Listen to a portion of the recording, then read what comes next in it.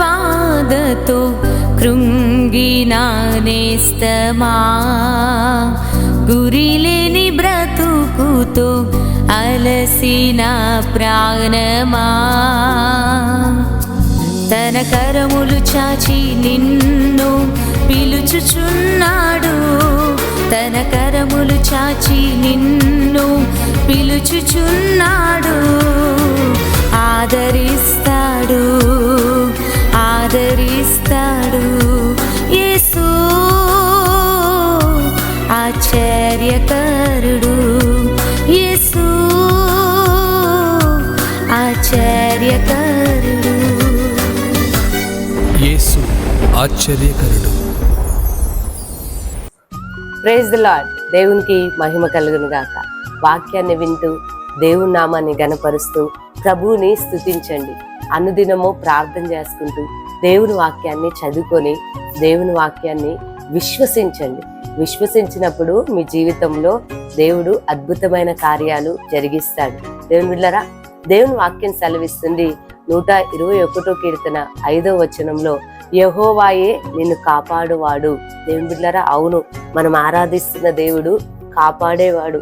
ఈరోజు దేవుని బిడ్డలారా, మనల్ని కాపాడడానికి ఈ లోకంలో ఎన్ని ఉన్నా కొన్ని క్లిష్టమైన పరిస్థితుల్లో అపవాది వాడు వేసిన ఉరి అంటే వాడు తోవిన గుంటలలో నుండి కానీ అపాయకరమైన పరిస్థితులు అన్నిటిలో నుండి కూడా మనం విడిపించబడాలి అంటే వాని కుయుక్తి, వాని ఉద్దేశం, వాడు ఎక్కడ ఏ వల వేసి పెట్టాడో అది మనకు తెలియదు.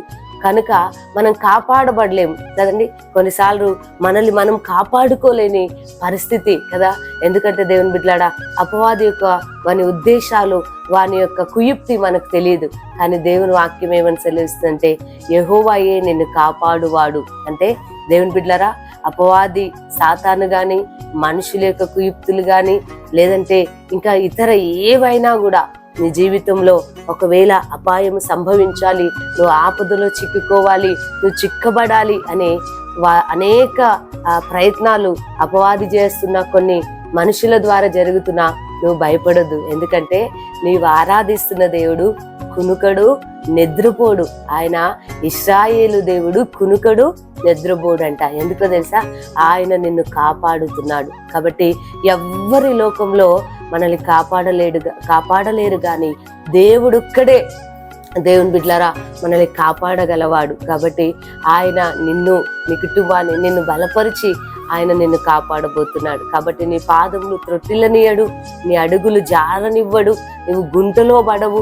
ఇదిగో దేవుడే నిన్ను కాపాడి సురక్షితంగా ఆయన నిన్ను నిలబెట్టబోతున్నాడు. కాబట్టి ఉదయకాలం నీ మాట నమ్మి ప్రభువుని స్తుతించండి. మీ కొరకు చిన్న ప్రార్థన చేస్తాను. పరిశుద్ధుడా, స్తోత్రం. ఎంతమంది బిడ్డలు ఈ మాటలు నమ్ముతూ నిన్ను స్తుతిస్తున్నారు తండ్రి. అపవాది వాని కుయుక్తును, వాని ఆలోచనలన్నీ అయా లయమవును గాక. మీరు మీ బిడ్డల్ని కాపాడండి అయా. వారు ఏ విషయంలో మేము కాపాడబడాలి అని ప్రార్థన చేస్తున్నారు, ఆ విషయములన్నిటిలో నాయన మీ బిడ్డలకు నీ వలన సహాయం కలుగును గాక. వారు కాపాడబడుదురుగాక అయా. నమ్ముతున్న బిడ్డలందరినీ దీవించండి. వాగ్దానం షేర్ చేస్తున్న బిడ్డల్ని కూడా దీవించమని యేసు నామంలో ప్రార్థిస్తున్నాను తండ్రి. ఆమేన్.